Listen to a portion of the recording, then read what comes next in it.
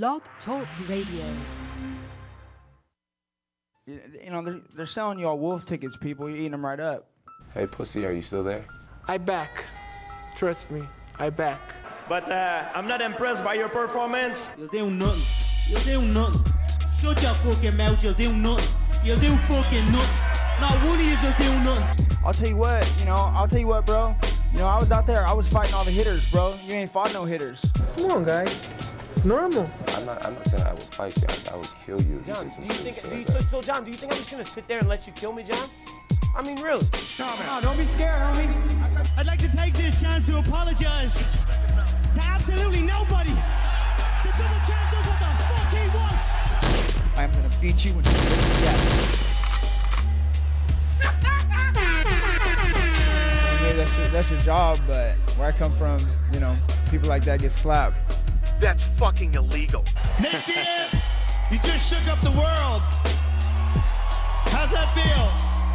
Hey, I'm not surprised, motherfuckers. Yeah, this is a simulated death match. And you haven't simulated anybody's death yet. I said it last year. We're not here just to take part. We're here to take over. What is the game plan going in against him? The game plan is you go in there, hit him with some good shit, don't get hit, and come home with a pocket full of cash. Who the fuck is that guy? Everybody's on steroids. The whole UFC, everybody. I'm gonna go home tonight. I'm gonna drink a Coors Light. That's a Coors Light because Bud Light won't pay me nothing. Do you want to be a fighter? That is my question. Any of you radio personalities think you want smoke? Call me Mr. Chimney. I want smoke. Yes. What is up? What is up, MCR family? Another daily edition of the show, sort of. I know I've been off for quite a few days. I do apologize. Obviously, I was out reporting for ShareDog.com with Anthony Walker for UFC 232. So if you want to see any of the interviews, scrums, press conferences, etc. of UFC 232, go over to ShareDog.com's YouTube page or their website.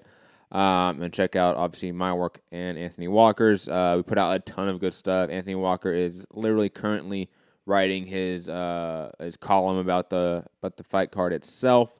So that's why he's on the show.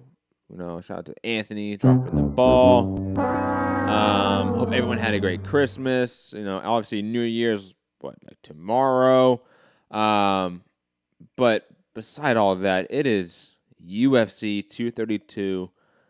Review show, post-fight show, and it was a interesting one to say the least. Obviously, I was on site, like I said, so I have some opinions about it, you know, regardless, because it was my first UFC event being credentialed for, and just comparing it to major boxing events, it is quite different. But obviously, what you guys are here for is talk about Jon Jones defeating Alexander Gustafsson relatively easily, and obviously, let's be honest, Amanda the fucking GOAT Nunes becoming the greatest women fighter of all time. And shots at me, God, you know, I'll be honest. I think most people that have listened to my show or listened to my content for some period of time know that I've always been a big fan of Amanda Nunes, and I picked Cyborg in this fight. And I felt like she wasn't going to be able to deal with the power and the aggression of Cyborg, and obviously it turned out to be a hell of a fight. Going to get to it, obviously, be after the main event. But call in 323-870-4051. Press 1 to get in the queue. I'll say it again, 323-870-4051. Press 1 to get in the queue. If you are international, email me, mixedcombatradio@gmail.com to get a free international and permanent call-in link. But let's get right to the fights itself, break down the action, and then maybe go in more of a macro sense about the card itself, you know, things to sort of, you know, storylines after it, etc. Then obviously, hopefully, take some of your calls. Jon Jones defeating Alexander Gustafsson, in my opinion, was a technical, tactical fight, but it was relatively one-sided. Jon Jones was more aggressive in the first round, in the opening of the fight, than I would say, obviously, the first fight. He was much more willing to, I would say, exchange via boxing. I was surprised by that. Let alone, obviously, his kicks to the kneecap of Alexander Gustafsson, I think, really destabilizing him. His work in the clinch, and obviously, when he did get it down to the ground in that third round, it was, 20 seconds, 30 seconds at most of action, and he got him out of there. This version of John Jones is going to be very difficult to beat, in my opinion. Not only is he highly efficient in what he does, he's highly varied in what he does, but he has seemingly gotten bigger, stronger, and more powerful. And obviously, you can take for that what you will with the storylines, obviously, of his PD scandal. But regardless of that, he is getting more powerful. He is getting more confident on the feet. And he is getting, I think, a little more devastating when he does decide to sort of turn that switch. When he goes from, feeling the range, dictating the pace, and, really picking apart his opponents, and then all of a sudden he switches and, no, he's out of there. That is a scary guy to fight.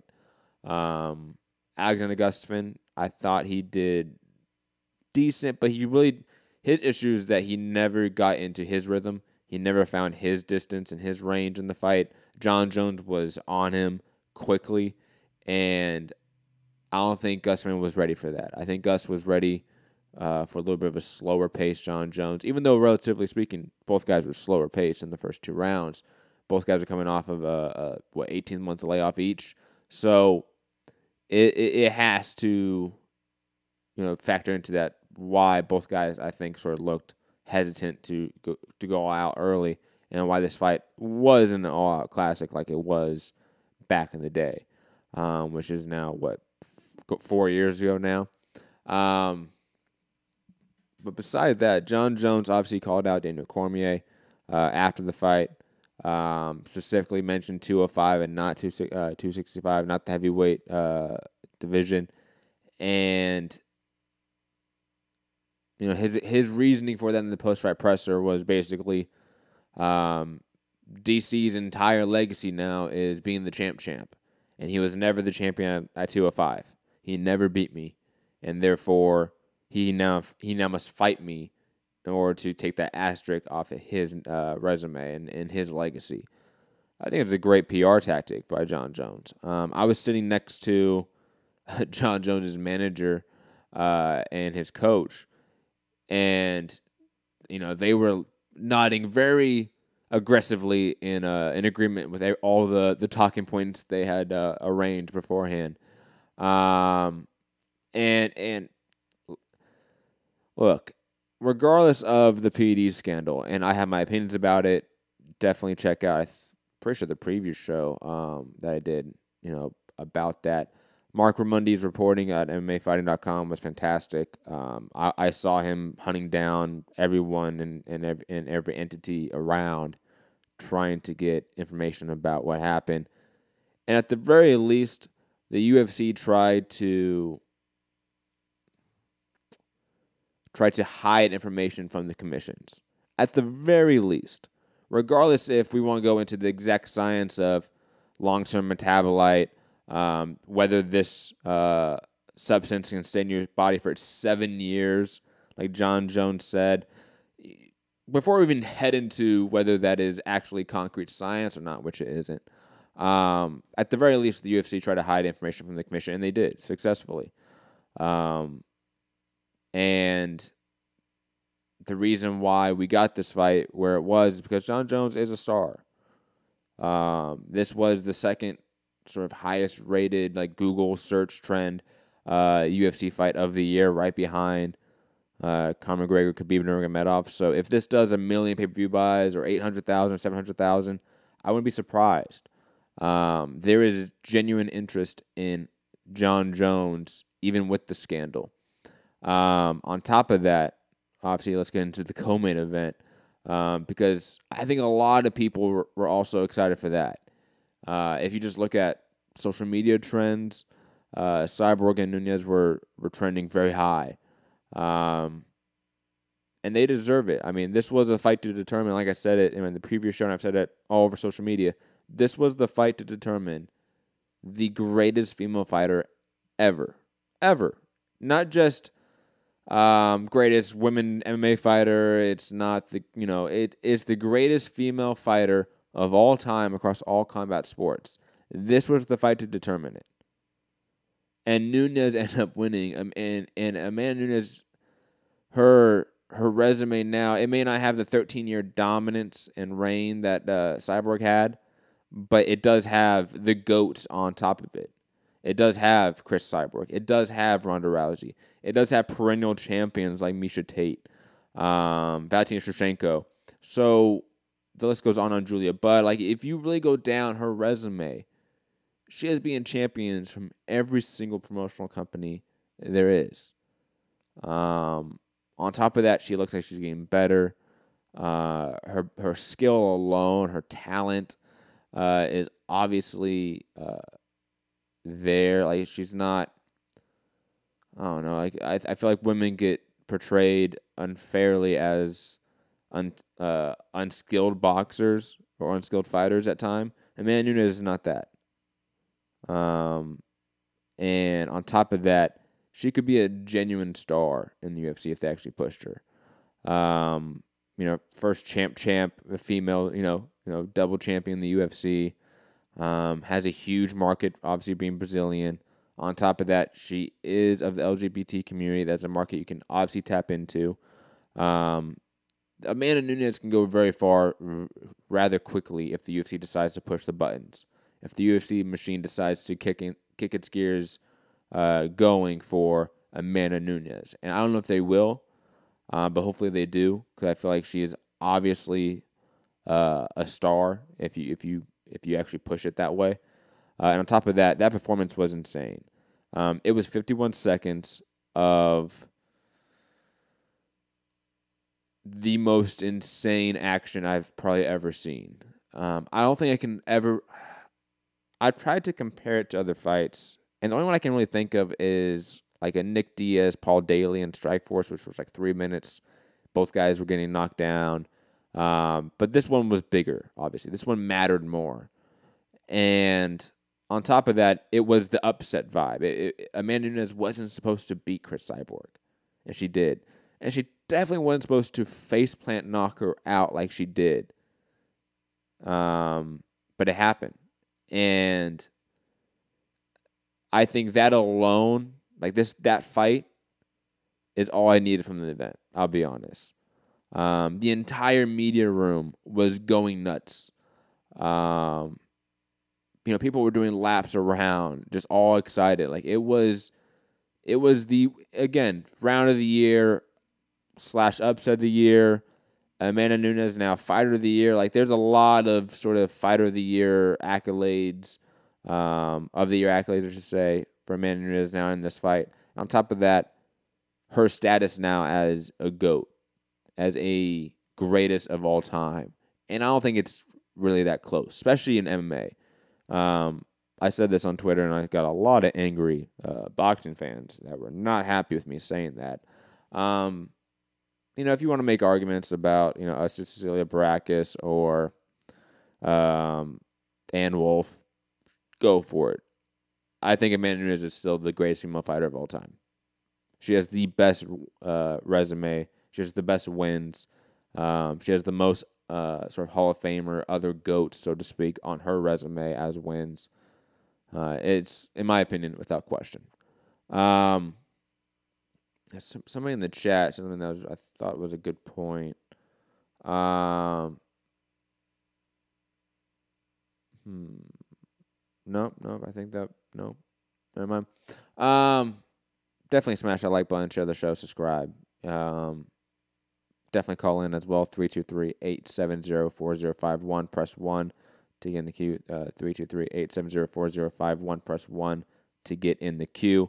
But yeah, those two title fights were obviously historic in rather different ways. I previewed this before Christmas about getting a PD expert in and interviewing them about a wide range of topics about PD regulation. I'm going to try to get that in ASAP. I'm going to try to rearrange that because obviously my work situation got weird when that was being talked about at first. But I'm going to try to get that arranged ASAP to try to discuss the validity of the science here that we're talking about and whether or not that is the excuses that we've been told by Jeff Nowitzki and Dana White and John Jones, whether there's really some credible science behind it. Main event Mark saying, Rob, why isn't your head floating up there next to Matt? Because Rob is ducking this work. He's ducking. I want smoke. He's ducking. I'm just saying. Just saying. I might even boot him from the chat. He's soft. I'm just saying. Anyways, Michael Chiesa defeating Carlos Condit. I mean, rather impressive. I mean, the first round itself was fascinating. Both guys, both respectively known for their scrambling ability, their grappling ability, their submission-heavy games when it comes to their groundwork. And the way they were transitioning and scrambling on the ground, working the heel hooks, triangles, Kimuras, there might have even been like a rolling knee bar at one point, I want to say. There was a lot of crazy stuff going on in that first round. Just from a grappling perspective, amazing stuff. On top of that, the one-arm Kimura that Michael Chiesa put on Carlos Condit in the second round, absolutely insane. I wasn't expecting it that fast. Like, it was within a minute after the round started.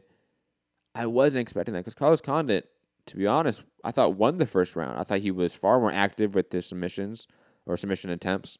I thought he was closer with that armbar than anything Michael Chiesa did. And that relatively was the only thing of note in that round. I thought, again, Condit was winning the ground exchanges, so to speak. I thought he was a little bit sharper.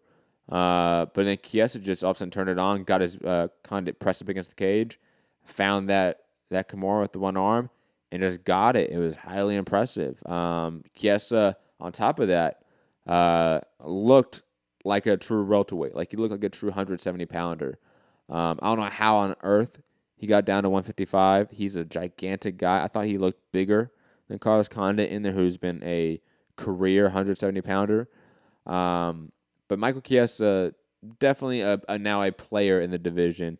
I like the Neil Magny call-out slightly, though I do think he can probably call out a better name, so to speak. I wouldn't mind like a Rafael dos Anjos fight, another lightweight that's moved up, but much more of a wrestler guy that could really challenge him on the ground as well. Maybe like a Leon Edwards as well. That's another guy that's a welterweight that could be in that mix fighting Michael Chiesa. Guys of that sort of ranking, in my opinion. But for Carlos Condit, I don't know if he should retire. I know that was the talk around the presser with Chiesa is should Condit retire after this? I'm not ready to say that because he looked good in the fight. Like, he got caught in a sense. Like, he did get like just in the grappling sense caught, and I think he looked decent enough. He looked healthy enough that it's not like he's getting out there. He's not going out there and getting knocked out with easy shots. It's not like he's getting out there looking like BJ Penn, who we're going to get to eventually. I think Condit could easily fight a couple more times, and we could get a better gauge of where he's at. He's also fighting great guys like Michael Chiesa, Neil Magny. Who has Condit been fighting as of recently? I remember the Neil Magny fight, which, God, that was so sad. Alex Oliveira. I mean, Alex Oliveira, I think, is an underrated guy in the division. I think he's absolutely underrated. Damian Maia, no shame in that. And obviously the Robbie Lawler fight was highly, highly controversial. A lot of people thought Carlos Condit won that and should have been given the championship at that point. Moving on, Corey Anderson versus Ilia Latifi. Corey Anderson just doing a good job of just being active. Always sticking behind the jab, working his kicking game. And Latifi only really looking for those big overhand rights, the big uppercuts, the big left hooks. Not really looking for combinations. Not really looking to set up anything. And on top of that, he got tired after that first round, which sort of became a theme of the undercard in a way throughout. And Corey Anderson just sort of put it on him, and arguably the second and third round could be scored 10-8. Like it was that sort of dominant where Latifi just was not landing, looked tired, and was getting caught with everything. But Anderson has no power, and that's sort of the issue with Corey Anderson. But he was highly antagonistic in the post-fight presser. Obviously called out Anthony Smith. I don't know, maybe a Thiago Santos fight. I would really like that, to be honest. I think that'd be an interesting fight.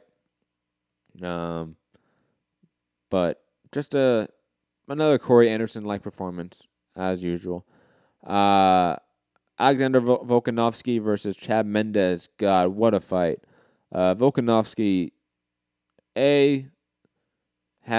could definitely be a regional star in Australia. Definitely has the charisma, has the shit talk down right, is witty enough, and on top of that, is an extremely fun fighter to watch. That's knocking out guys at 145 pounds. So he could easily become again, regional star in Australia, New Zealand, the Oceanic market. On top of that, beating Chad Mendes via KO is absolutely impressive. It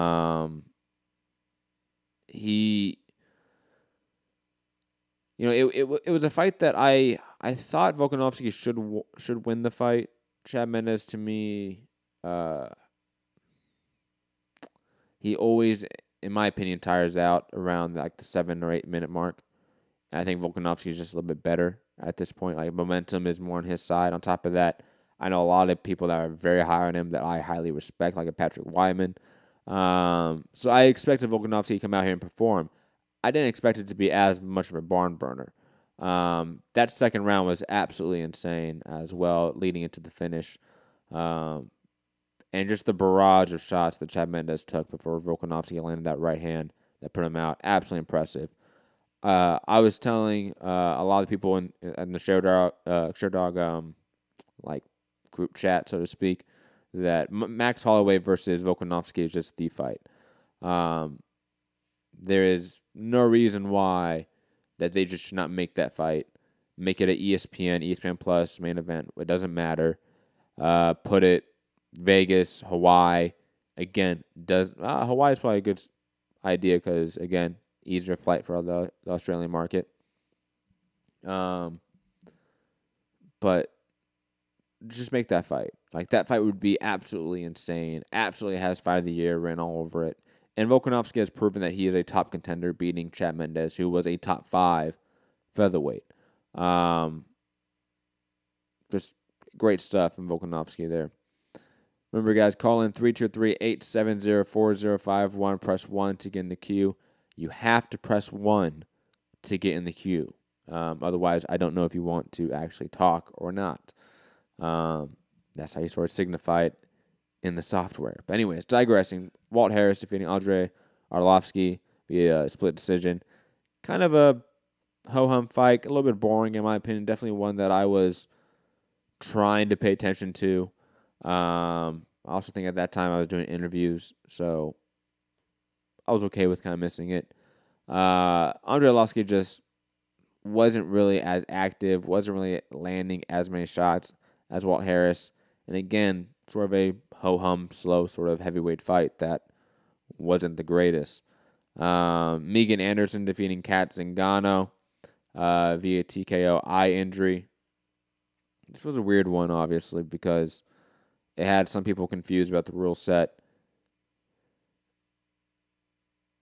Megan Anderson obviously was landing some shots, and then as Kat Zingano was exiting out the side, Megan Anderson threw the left high kick, and the toe of Megan Anderson landed in the eye of Kat Zingano, and that basically stopped the fight.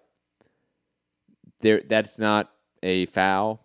I know a lot of people are thinking that's a foul like an eye poke. A toe poke is not a foul for a lot of reasons, just like a knuckle. If you land a knuckle in the eye, why would that be a foul? But anyways, just a weird performance. I know she had a massive chip on her shoulder. Definitely go check out the media scrums she was in. I asked her some interesting questions. I got some very interesting responses about. She is definitely not happy with the UFC right now, and I think she wanted this big fight. The 145-pound women's division is a division that, in my opinion, is sort of on thin ice. Like, it's a division at any point the UFC could axe. And now with Chris Cyborg losing, I'm concerned here, to be honest. I remember, I think it was Amy Copland, fan-sided. I turned to her and I was like, well, that's it. That's the end of the women's featherweight division when Cyborg lost. And I think Megan Anderson's maybe very worried about that as well. There's still yet 0 rankings for the women's featherweight division, even though there's a champion there. There is still not even a picture of Megan Anderson on the UFC.com on our profile, even though she's main evented fights before. There's just a lot of red flags here. And Megan Anderson just said, hey, look, sign featherweights, sign women in this division. There can be stars here. And I'll be honest, on the interviews I did, she did the best views every time. Like, by far, she did the best views. And if you look across all of sort of MMA media, all of MMA YouTube, her content does the best views. So to act like she's not a star, there's no stars in this division to make a division around is ridiculous. But still, this is the same company that got rid of Demetrius Johnson after a controversial loss, after the literal longest title reign in UFC history. And then, in theory, is now axing the division and stripping it of its parts. Yep, that's great. Awesome stuff, UFC. Just like if Tito Dillashaw goes and defeats Henry Cejudo, I really doubt flyweight stays around. I'm very concerned about women's featherweight. But again, Megan Anderson, what can you say? It was a freak injury that was only a minute in the fight, that not a lot happened. I would like her to either rematch Kat Zingano quickly if they can. If not, fight someone else. UFC, do your fucking job and promote this division. There are fighters that you can promote here easily. Do it. It's not that hard. Peter Yan versus Douglas Silva de Andrade. Peter Yan winning via TKO corner stoppage. First off, I know for a lot of people that listen to the show that are boxing fans, this is going to sound weird. Shout out to the corner stopping the fight. This is all too uncommon in MMA, and I love that it's far more of a common, accepted thing in boxing. But Peter Yan just looked fantastic. He continues to look like a future player at bantamweight. Whoever he fights next, I don't care. I think he called out John Lineker. Go for it. Peter Yan, put that in Moscow. I'll watch it at any time, guaranteed. Peter Yan is definitely somebody that could be somebody, again, regional star. He is an exciting fighter with an exciting style, with devastating power in the low weight classes in a market that has a fan base, has a feverish fan base for MMA that you could easily tap into, being from Russia. Moving on, Ryan Hall defeating BJ Penn.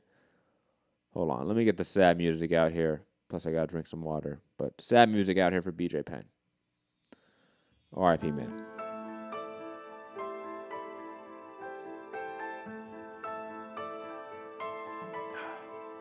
God. BJ Penn. Why are they still scheduling this guy to fight? every time he has lost in the last, going on 6 years, 7 years now, Dana White has said, I think BJ Penn should retire. I don't want him to fight anymore. And then he still schedules him to fight time and time again whenever BJ Penn decides to get off the bed or get off the couch or get off the beach, because I know he's in Hawaii, and decides to fight and make, a couple 6 figures. I think a lot of people are sick and tired of it. And not only that, BJ Penn just looks shot, like he looks done. Ryan Hall doing an Imanari roll into, I think it was, what was the heel hook? That was absolutely impressive. Like, first off, absolutely impressive submission, arguably submission of the year. But on top of that, like, it just made BJ Penn look so bad. Like, he really didn't fight it. And it, again, BJ Penn, please retire. Ryan Hall, you are continuing to be the weirdest and quirkiest fighter in the UFC, and I absolutely love it. Continue to put on weird fights and be a weird guy. His post-fight interview was absolutely probably the pound for pound most entertaining of them all. Volkanovski was up there too. Yeah. But again, probably Ryan Hall. Great guy. And again, fantastic submission artist. So if he's going to do Imanari rolls into heel hooks and get a tap, fuck, go for it. Go for it, Ryan Hall. Please schedule this guy more. Nathaniel Wood defeating Andre Ewell via submission rear naked choke. Nathaniel Wood looking absolutely impressive. I know he got a little bit of booze from the crowd.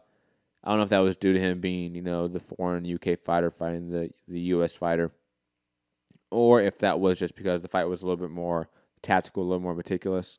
But I thought it was impressive. Nathaniel Wood looked highly skilled when it came to his striking game. I thought his ability to transition from his kickboxing game to his wrestling, to his submissions was just really impressive, to be honest, at that level. I know he trains and he's sort of mentored by Brad Pickett. Fantastic mentor to have over there in the UK. But overall, highly, highly excited to see what's next for Nathaniel Wood. And Andre Ewell, again, one of the great, entertaining interviews I had this week. In the pre-fight scrum, he didn't do a post-fight scrum because he lost. Most of the fighters that lose don't do post-fight scrums.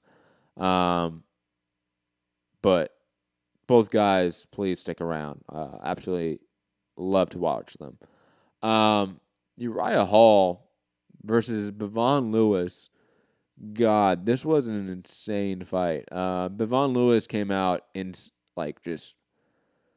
like a bat out of hell in the first round, and he must have thrown. I wonder what the CompuBox stats are, so to speak, for this fight, because he landed a ton of shots in that first round. I thought Uriah Hall was going to get knocked out. We all did in the media tent. Every one of us thought, oh, this is going to be over quickly. And then the second round happened, and Uriah Hall survived, and he was able to get more distance and create more shots and to create more openings. And Lewis got tired. In the third round, even with Lewis winning the second round, all 3 judges had Bevon Lewis winning all 2 rounds. Going into the third and final round, Uriah Hall landing a right-hand counter on the back foot that knocks out Bevon Lewis, that makes his eyes roll back and his head completely out. Absolutely insane stuff. Uriah Hall continues to be one of the most dangerous strikers in all of MMA, because at any point, he can just put you out with whatever limb he chooses. And he's a guy that's talked time and time again about the mental aspect of the fight affecting him more than anything. Did a great post-fight, obviously, interview about doing this for his sister who's dealing with depression. Salute to Uriah Hall, a guy that's also, I think, dealt with depression as well. And just continues to be a great, not a great fighter, but one of those guys that never can win a championship, but obviously a lot of fans like. Like, he's a guy that's likable. He's a guy that I think a lot of people can relate to on numerous levels and continues to put on insane knockout performances and comeback performances, Mortal Kombat-like finishes. The guy is a video game character, absolutely. Curtis Blender defeating Sahar Barzada, absolutely dominated him. Melender got a little bit tired at the end and got a little bit sloppy, but he was landing everything. The right hand, leg kicks, head kicks, everything was landing for Melender that he wanted to against Sihar. And I credit to Barzadi because he was able to sustain all the punishment and last all 3 rounds. But Curtis Melender looked absolutely impressive. He continues to get better, continues to look like he is adding some fluidity to his game instead of just single shots. But then again, he is such a giant fucking welterweight that he can do it. He can sort of John Jones his way into a lot of these fights where he's fighting the hands, working leg kicks, and picking apart his opponents with single shots without really being in danger of any sort of counter because he is so far away and so much bigger than his opponent. And Montel Jackson defeating Brian Keller via submission, Darce choke in the first round. Great performance from Montel Jackson.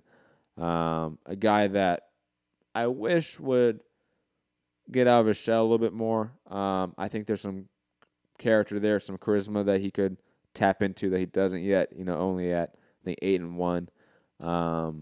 But fantastic fight. I mean, striking looked great, grappling looked great for a bantamweight prospect that's relatively new to the scene. He looked fantastic, and the whole card was great. If you want to call in now, 323-870-4051, press 1 to get in the queue. I'm going to go over some last few things. Obviously, the bonuses, $50,000 bonuses, fight of the night, Alexander Volkanovski versus Chad Mendez, and performances of the night, Amanda Nunes versus Ryan Hall. I pretty much agree with that. The gate was, I believe, over 2 million. It was sold out crowd, almost 16,000 people. I didn't even know the forum fit 16,000 people. But they got them in there, that's for sure. But sort of last, sort of like, again, sort of, macro thoughts about the fight itself, fight card itself, the year. Because it is the end of the year for MMA, and it's been a weird one. It ended on a weird note with a PED scandal, with I think USADA's reputation plummeting to an absolute new low. And I think there's obviously, I think, a lot of benefit to criticizing USADA and criticizing all the talking points that John Jones, Dana White, Jeff Nowitzki are putting out there. They deserve to be criticized. They're flawed arguments and flawed talking points where the science is not concrete in their arguments that they are making. However, I think one aspect that I think is going to get that the John Jones situation that's going to lead to is, and similar to a Luis Ortiz in the VADA program, and similar to the Charlo brothers, mission the whereabouts system, etc. The system is always changing. The system is always fluid, and as well as the science in some aspect, obviously. So the very strict, regimented, zero tolerance policy of PD regulation, is it right? I made fun of John Jones for saying this in the post-fight pressers for saying maybe the testing is too good, because that is fucking laughable for John Jones to say as one of his arguments in his defense. But maybe we have gotten to a point where the testing is far too extraneous, is far too invasive. On top of that,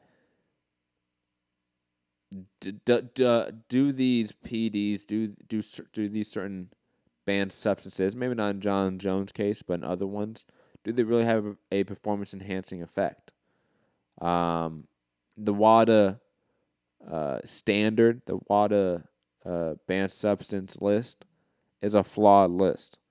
There's new research coming out now in the last few months that definitely brings into light how little credibility that banned substance list has for a majority of its categories in terms of a scientific medical basis that they can go back on and say, yes, this proves that this category of substances should be banned. The science is not really backing it.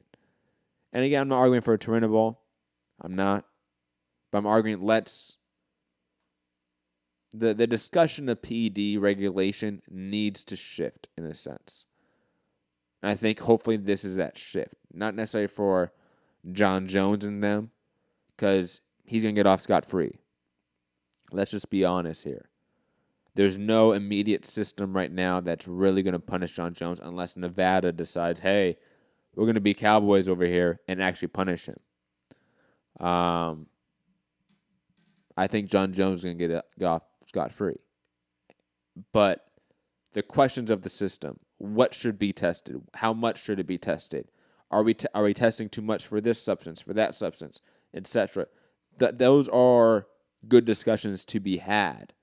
And if this scandal is a path to us having that discussion on a much wider basis, not precluding to John Jones, excluding that again on a grander basis, on not just affecting MMA or boxing, but the Olympics, etc. Worldwide sports. We need to have those discussions, and I think hopefully we do. Again, that's why I really hope to have a PD expert on soon to discuss some of that. On top of that, I mean, WADA, USADA, these entities are flawed. And to put our hope into them is a flawed hope.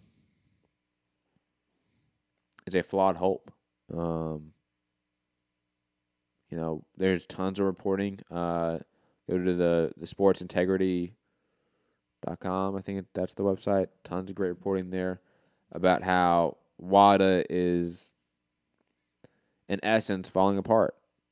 That there's a lot of people out there theorizing in the next few years. When Jeff Nowitzki talked about that new,